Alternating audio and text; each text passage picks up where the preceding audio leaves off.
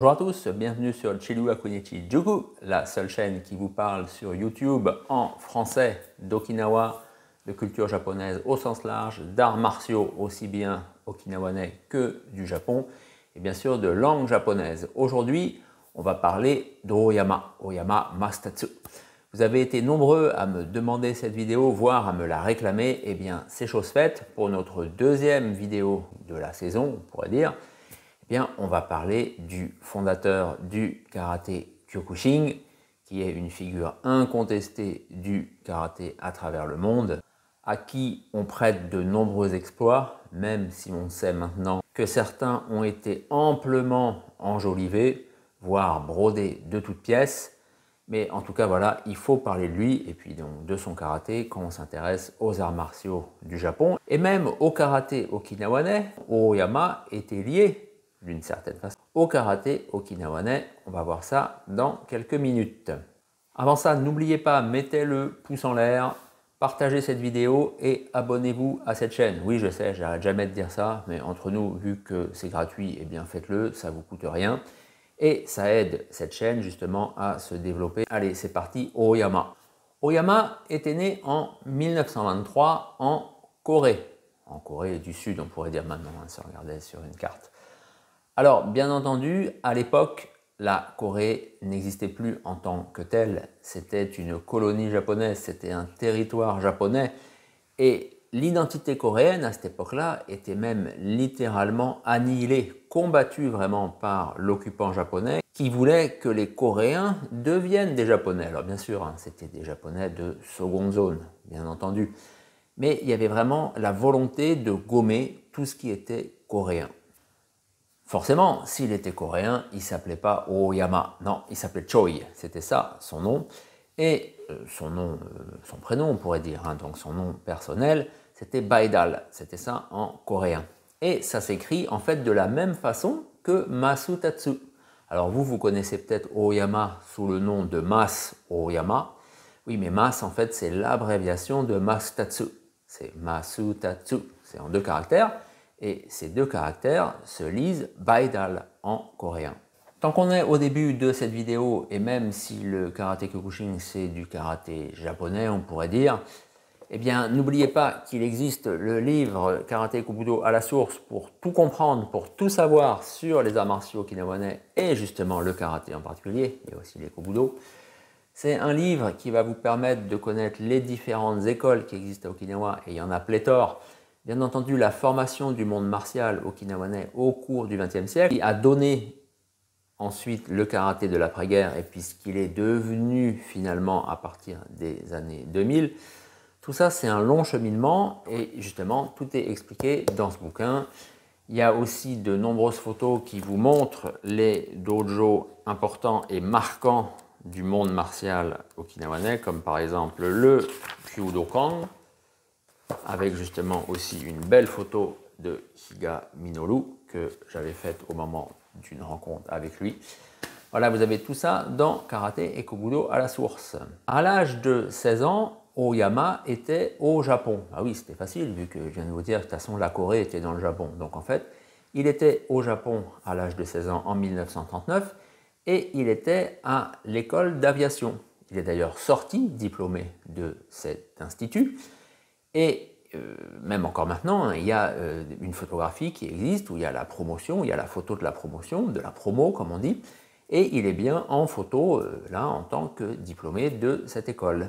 Adolescent à l'époque, il pratiquait la boxe. Non, il n'était pas encore dans les arts martiaux à cette époque-là. Ce qui l'intéressait, c'était la boxe, bien sûr, la boxe anglaise. En 1942, il était donc diplômé de l'école d'aviation. Et en 1943, là, il se lance dans l'apprentissage du karaté Shoto. Alors à l'époque, il n'était pas question de Shoto ou de Shotokan. Il commence à apprendre le karaté avec les Funakoshi, donc c'est-à-dire Gichin et le fils Gigo. On sait qu'il appréciait particulièrement Gigo, puisque Gigo, à la différence de son père à cette époque-là, était davantage tourné vers une pratique avec un partenaire. On pourrait appeler ça du combat ou du sparring. Mais en tout cas, ce n'était pas simplement la pratique du kata auquel était attaché Funakoshi Gichin.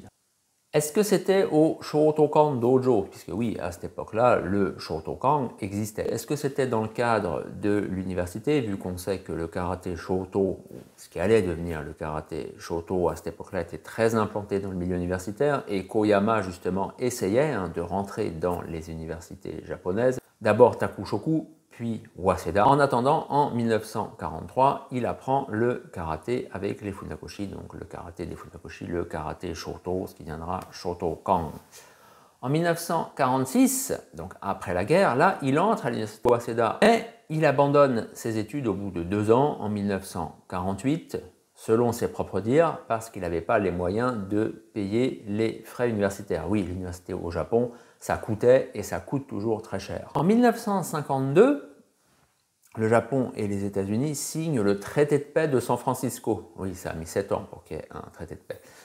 Donc, vu que le Japon retrouve son autonomie et que justement on gomme tout ce qui s'était produit par le passé, donc par exemple l'annexion de la Corée, eh bien Oyama, qui était japonais, alors japonais de seconde classe, on vient de le dire, eh bien, il perd sa nationalité japonaise de facto et redevient coréen. Coréen du Sud, ce qui s'appelle en japonais un Kankokujin. En 1952, toujours, il part aux États-Unis faire une tournée avec un lutteur pour accomplir ce qui existait à cette époque-là et déjà un peu avant la guerre, des espèces de démonstrations dans des foires où il affrontait des hommes forts aux États-Unis, donc des boxeurs, des lutteurs, pour montrer un peu la supériorité de ce qu'il pratiquait, c'est-à-dire le karaté. Il ne faut pas oublier quand même qu'Oyama était aussi gradé en judo et qu'il avait des liens avec le fameux Kimura. En 1964, il fonde son dojo et avec bien son karaté, le karaté Kyokushin. Le dojo, c'était le Kyokushin Kaikan et bien sûr l'association qui chapeautait tout ça, c'était la Kyokushinkai. Kyokushinkai, Oyama n'était pas le président de cette structure, de cette association. Non, c'était un homme politique. C'était un homme politique assez connu, Sato Eisaku. Alors Sato Eisaku, vous connaissez sans doute pas, mais il a été Premier ministre du Japon justement à partir de 1964, quelques mois après justement être devenu le président de l'association d'Oyama.